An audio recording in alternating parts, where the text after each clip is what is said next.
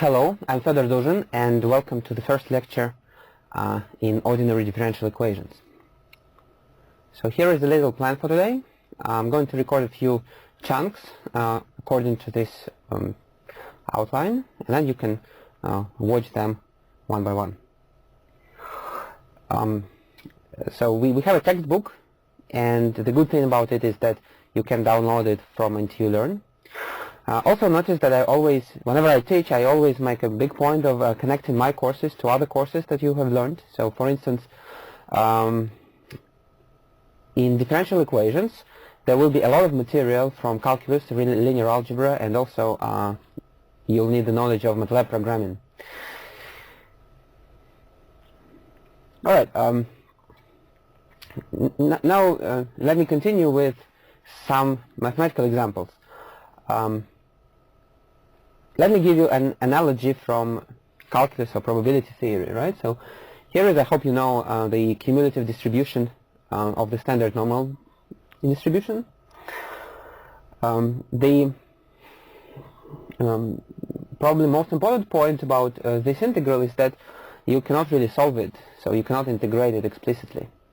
But at the same time, it doesn't prevent people from figuring out a lot of properties. So if you need to calculate any particular, well, for every particular x, if you want to calculate phi of, I don't know, 0.7, then you can make it with any precision that you want, and you can figure out the properties of phi of x, for example.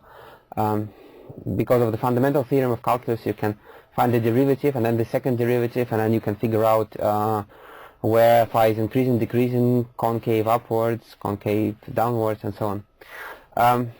The point being is that although it is impossible to calculate it in the traditional sense of the word, you cannot express it as a function in terms of logarithms or cosine or whatever. But it is still very possible to work with the function phi of x. And moreover, it's probably one of most important functions in all of mathematics, widely used in applications.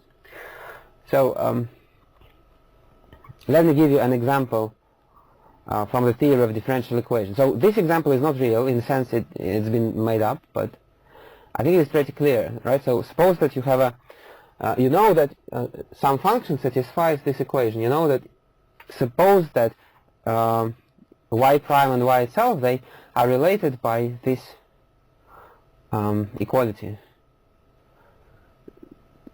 Then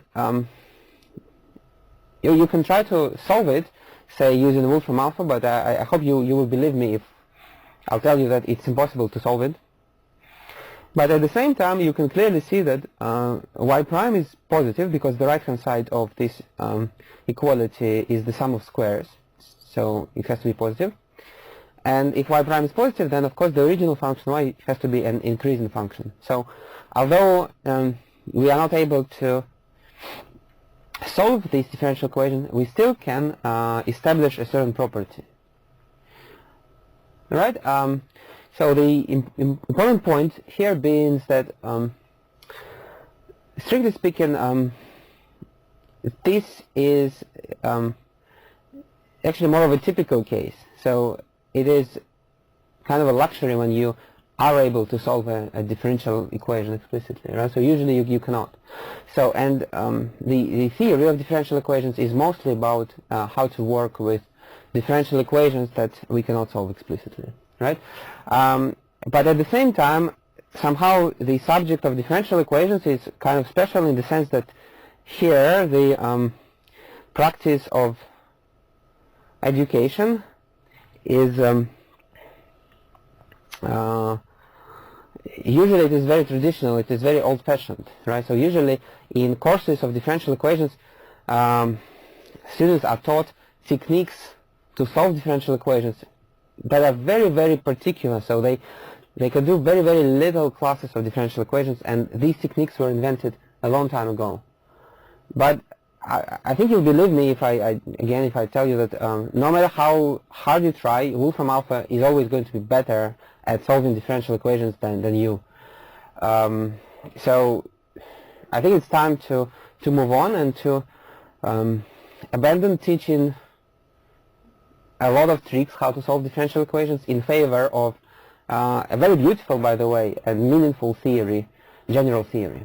Right? So in our class, we will only learn like four most important methods to do separable equations, linear first-order equations, linear second-order with constant terms, and how to do systems of linear differential equations. So the rest will be general theory and mathematical modeling, and there will be a project and so on and so forth.